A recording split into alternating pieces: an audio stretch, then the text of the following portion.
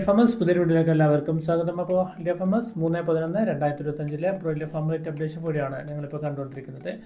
അപ്പോൾ FMS കുറച്ച് ദിവസമായിട്ട് ഫാം റേറ്റ് താഴോട്ട് വരികയാണ്. പൊതുവെ ഈ ഒരു സമയത്ത് അങ്ങനെ തന്നെയാണ്, സെയിലൊക്കെ കുറയുന്ന ഒരു സമയമാണ് ഈ ഒരു തണുപ്പ് കാലത്തിൻ്റെ ഒരു ആരംഭഘട്ടം എന്ന് പറയുന്നത്.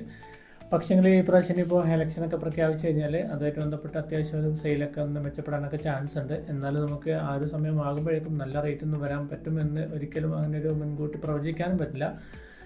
പിന്നെ നമുക്കറിയാം ഡിസംബറൊക്കെ ആയി കഴിയുമ്പോൾ ചെറിയൊരു മാറ്റമൊക്കെ എന്തായാലും വരുന്നത് പ്രതീക്ഷിക്കാം നമുക്ക്.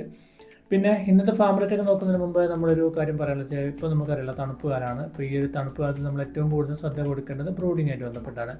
അപ്പോൾ അതുമായിട്ട് ബന്ധപ്പെട്ട് നമ്മുടെ യൂട്യൂബ് ചാനലിൽ ഒരുപാട് വീഡിയോകൾ ചെയ്തിട്ടുണ്ട്. അതിൽപ്പെട്ട നമ്മൾ കഴിഞ്ഞ ദിവസമൊക്കെ നമ്മൾ വീഡിയോ അപ്ലോഡ് ചെയ്തപ്പോൾ നമ്മൾ ഉൾപ്പെടുത്തിയിട്ടുള്ളൊരു കാര്യമാണ് സെറാമിക് ഹോൾഡറിൻ്റെ കാര്യം.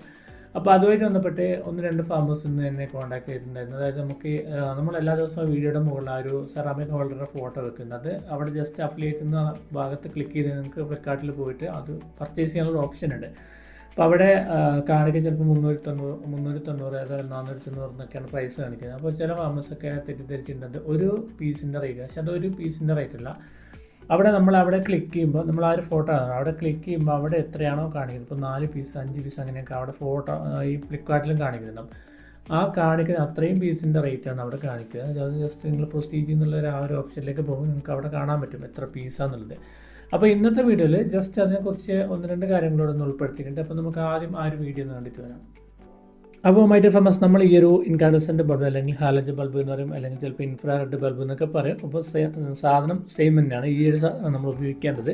അപ്പോൾ ഇതിൻ്റെ ഹോൾഡർ നമ്മൾ ആ ഒരു ഫ്ലിപ്കാർട്ടിലൊക്കെ നോക്കുമ്പോൾ 2 തരത്തിൽ കാണുന്നുണ്ട്. ഒന്ന് ഈ ഒരു ടൈപ്പും കാണുന്നുണ്ട്, ഒന്ന് വീഡിയോയുടെ തുടക്കത്തിൽ ഫസ്റ്റ് കാണിച്ച ടൈപ്പും കാണുന്നുണ്ട്. ഇത് രണ്ടും ഇതിന് അനുയോജ്യമാണ്. രണ്ടും ത്രെഡ് ടൈപ്പ് തന്നെയാണ് വരുന്നത്. ഇതിൻ്റെ പ്രത്യേകത ഇതിൻ്റെ പുറത്താണ് നമുക്കൊരു ഹുക്ക് ചെയ്യാനുള്ള ഓപ്ഷൻ എങ്കിൽ ഞാൻ തൊട്ട് മുമ്പ് കാണിച്ച ഈ ഒരു ഹോൾഡറിൻ്റെ ആ ഒരു വയറിനോട് ചേർന്നാണ് ഹുക്ക് ചെയ്യാനുള്ള ഓപ്ഷൻ ഉള്ളത്.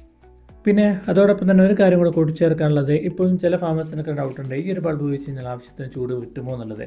250 വാട്ട്സ് ഇങ്ങനെ കത്തിച്ചൊലിക്കുന്നുണ്ടെങ്കിൽ തീർച്ചയായും നമ്മൾ അതിനകത്ത് ചൂട് ഉണ്ടാവുമോ ഇല്ലയോ എന്ന് നമ്മൾ സംശയിക്കേണ്ട ഒരു ആവശ്യമില്ല. പിന്നെ പ്രത്യേകിച്ച് ഓർക്കേണ്ടത്, നമ്മൾ വയനാട്ടിൽ നമുക്കിത് പറ്റുമെങ്കിൽ തീർച്ചയായിട്ടും മറ്റ് ജില്ലക്കാർക്കും ഇത് പറ്റുന്നുള്ള കാര്യത്തിൽ യാതൊരു തർക്കമില്ല.